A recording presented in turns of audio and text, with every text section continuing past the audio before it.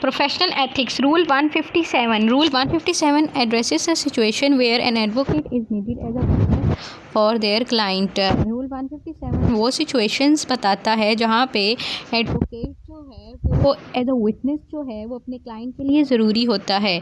The rule stipulates that if an advocate finds they must testify in a case they are handling, they should withdraw from the case and arrange for another lawyer to represent the client instead, except as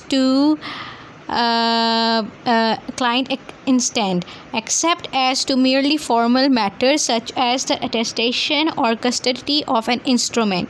rule 157 में ये कहा गया है कि advocate जो है अगर वो ये फाइंड करे कि उनका टेस्टिफाई करना ज़रूरी है किसी केस में और उनका विटनेस बनना ज़रूरी है उस केस में जिसमें वो एज एन एडवोकेट भी एक्ट कर रहा है, तो उनको चाहिए कि वो केस विड्रॉ कर दें, वो केस छोड़ दें और सिर्फ एज अ विटनेस ही अपने आप को शो करें और किसी दूसरे लॉयर को कहें कि वो जो है वो क्लाइंट का केस रिप्रेजेंट करे कोर्ट में.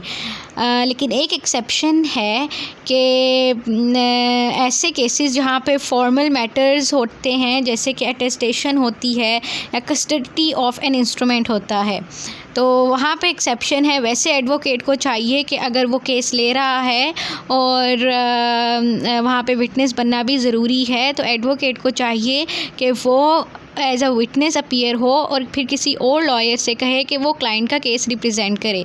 Generally an advocate should avoid appearing as a witness.